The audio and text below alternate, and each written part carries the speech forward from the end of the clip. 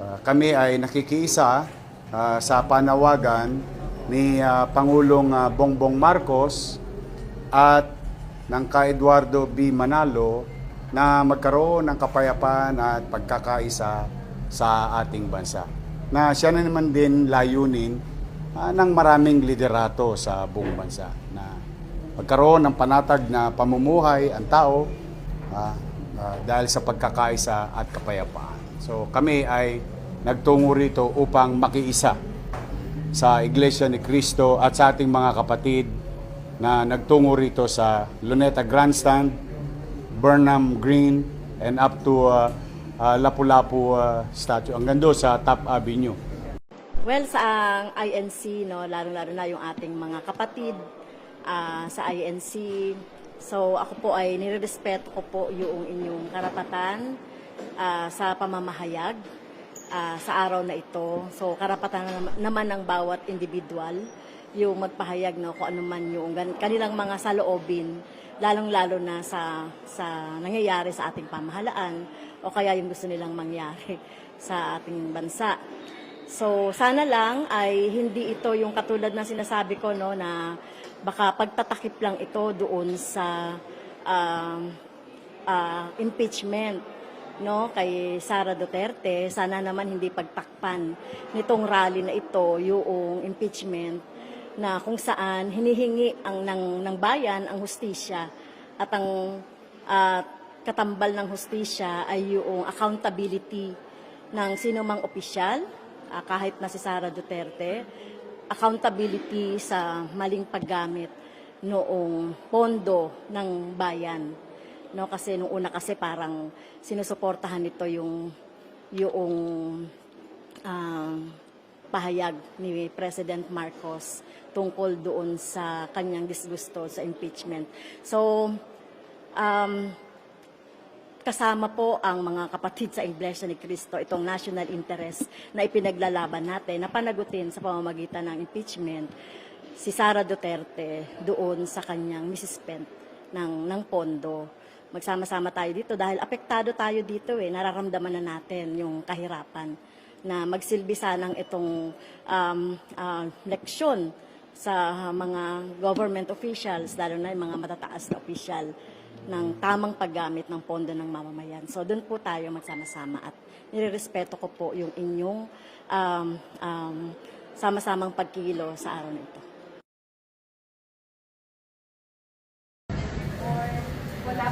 Wala pa po tayo na itatala na kahit ano pong masamang pagkanapan sa sinasagawa ng National Rally for Peace. Maraming salamat po sa ating po mga kababayan na ating po pinalawagan na mapatuloy po kaya ito po ating pagkakaroon. So far po kanina po na itala natin dahil isang minuto na po ang ating po mga kapatid na nandito po. At sa lahat naman po ng naalaan ay maalis. Sa peace rally. Nakikisa naman po tayo sa peace rally ng INC. And lahat naman po yan ay karapatan ng ating pong mga mamamayan na magkaroon po ng maayos na paghahayag ng kanilang damdamin. So mabuhay po ang INC. Game.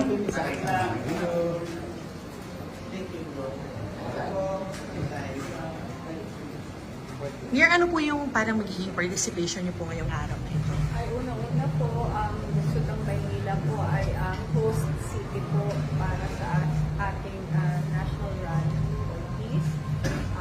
Kami po ang hinan po ng koordinasyon ng ating mga kapatid.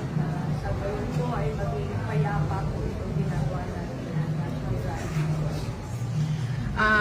Yung mensahe po ng Iglesia ni Cristo na sinusuportahan po nila yung statement ni Pangulong Bongbong Marcos na hindi na ituloy impeachment. Meron po ba kayong statement doon? Nandito po ang pamalanlisod ng Maynila para makiisa po tayo na sana po ay atin po masuportahan ang panawagan po sa pagkakaisa at kapayapaan dito po sa ating bansa.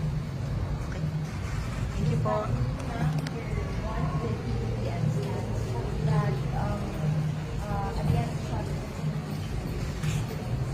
Ang pamalanlisod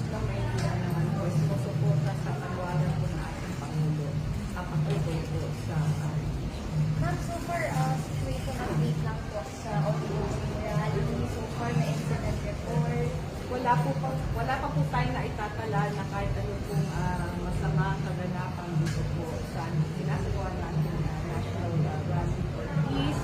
Maraming salamat po sa ating po mga kababayan na ating pong pinanawagan na mapanatili po kaya ito po ating pagtitipid ngayon. So far po kami na po naitala natin na hindi isang linggo na po ang ating po mga kapatid na nandito po. At sa lahat naman po ng ating nagaan ay maayos naman.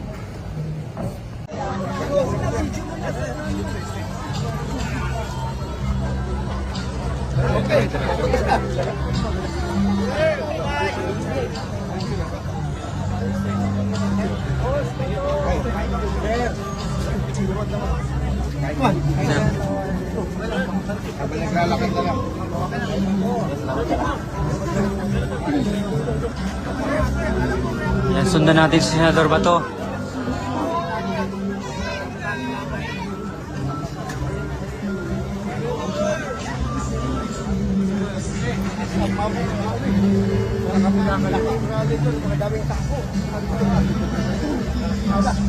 Makinig sila sa mensahe na gusto ipaparating ng taong bayan.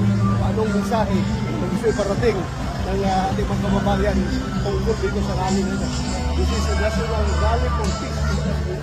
Kung saan tayo lahat ay andito nagsama-sama para makibahagi, para maakit natin yung peace sa ating bansa.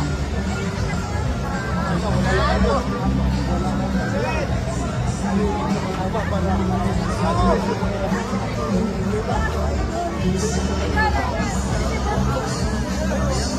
Senator, thank you very much. Kasi po.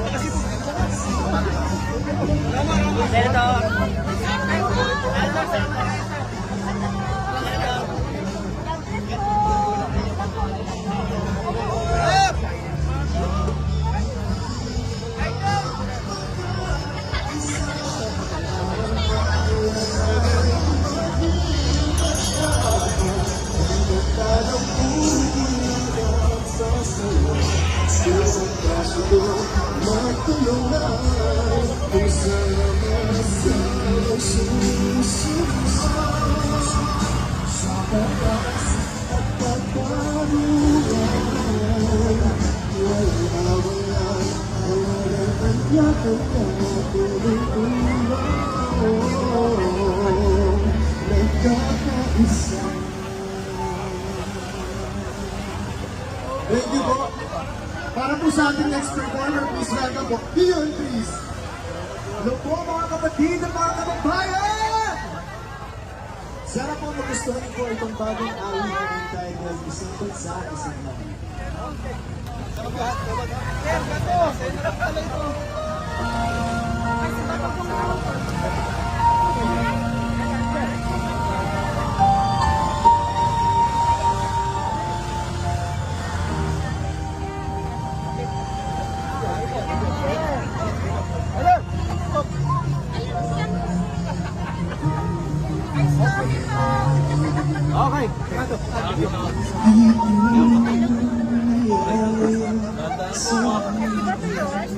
Yes po, ma'am.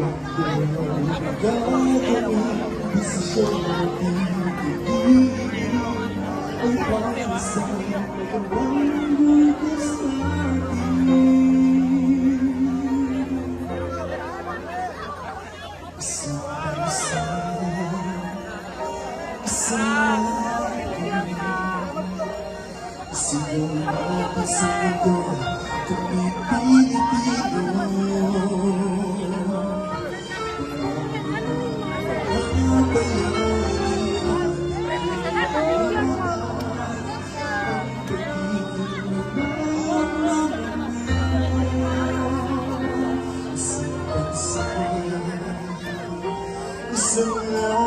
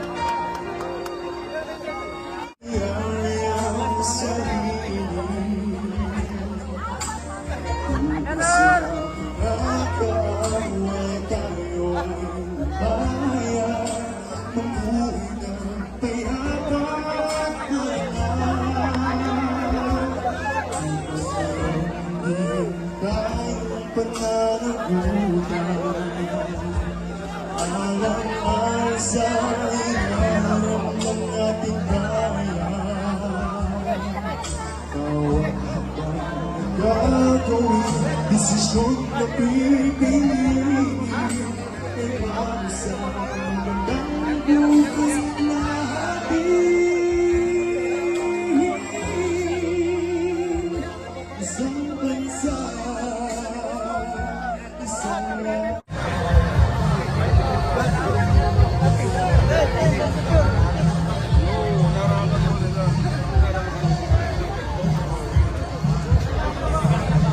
Ay, Para hindi na tayo makatraffic. Para hindi na makatraffic, sir. Sir, ano ba? Para hindi na tayo makatraffic.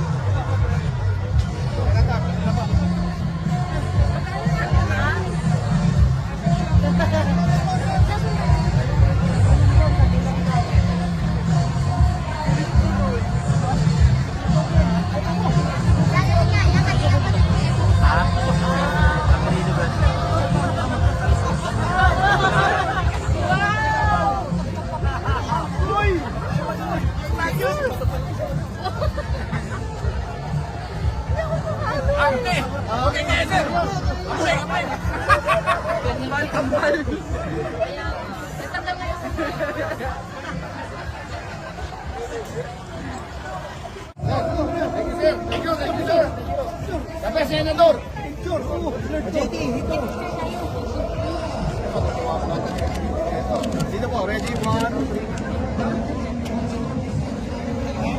Thank you po. Simple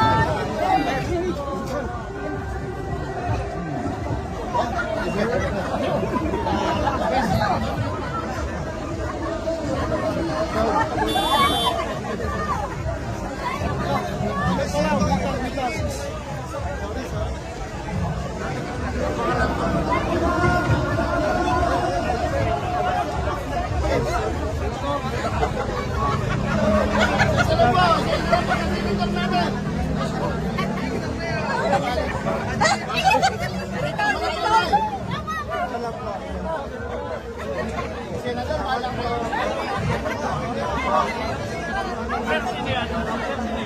Senador Bato,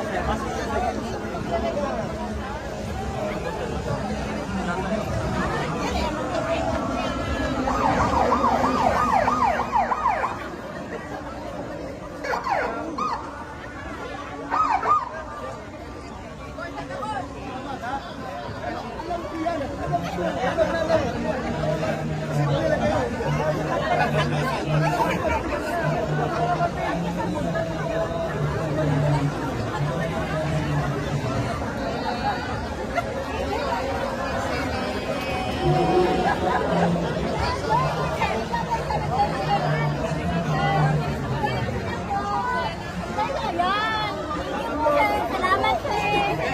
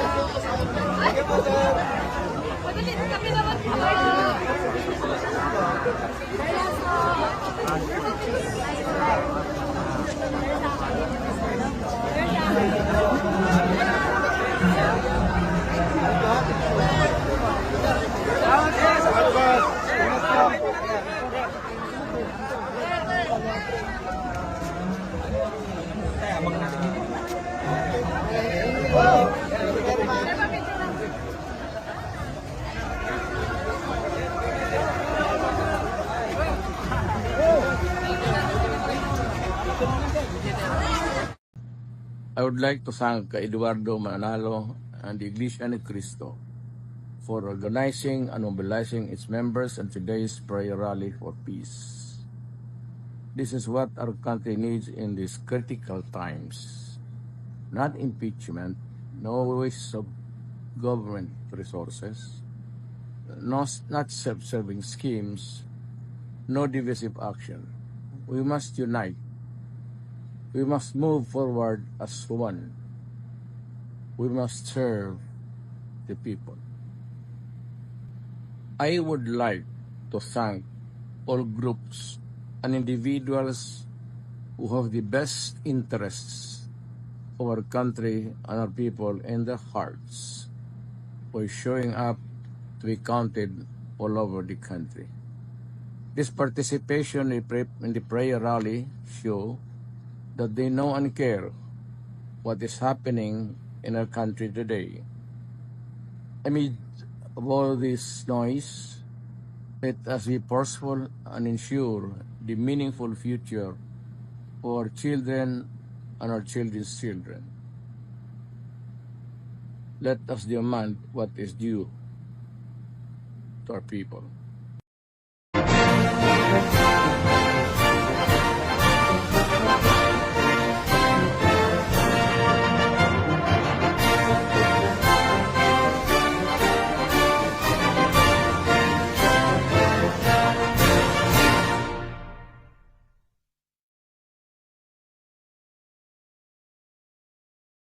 Kinumpirma ni Pangulong Bongbong Marcos na tinext niya ang mga congressman na wag nang ituloy ang pagpapa-impeach kay VP Sara Duterte.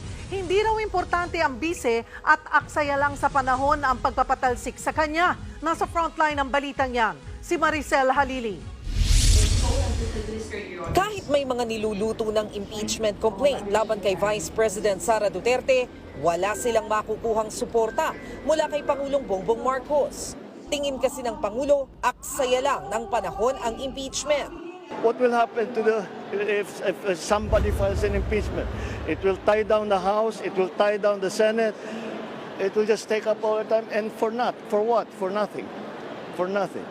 None of this will help improve a single Filipino life. As far as I'm concerned, it's a storm in a teacup. Mismong si Pangulong Marcos na rin ang nagkumpirma na text message nga niya laban sa impeachment ang kumalat kahapon. Sa nasabing text, sa pangkalahatan ay hindi naman importante si VP Sara, kaya mas maiging wag nang magsampa ng impeachment complaint laban sa kanya dahil abala lang ito sa totoong trabaho ng gobyerno. Well, it was actually private communication, but nalik na, yes. Because that's really my opinion. This is not important. So why waste time on this? Pero ma-impeach man o hindi, para kay VP Sara, hindi na sila magkakaayos pa ni PBBM anuman ang mangyari. Hindi na raw pwedeng ibalik sa dati ang relasyon nila. Pero para kay Pangulong Marcos, Sir, have you reached the point of no return, you and VP Sara, sir? Never say never. sinabi yan ng Pangulo nang mamahagi siya ng Certificates of Condonation sa Agrarian Reform Beneficiary sa Lucena, Quezon. Matapos ang hamon ni dating Pangulong Rodrigo Duterte sa suporta ng militar kay PBBM, binisita kanina ng Pangulo ang mga sundalo sa Southern Luzon Command. Dito niya pinaalalahanan ang mga militar na huwag papaapekto sa bangayan sa politika. Pagka maraming maingay na nangyayari, iniisip ko lagi, ano ba talaga trabaho ko? Trabaho ko ba yung makipag-away dyan? Trabaho ko ba makapag-debate dyan sa mga walang kwentang bagay. Hindi. Ang trabaho ko, pagandahin ang Pilipinas. Kayo naman, may mission din kayo.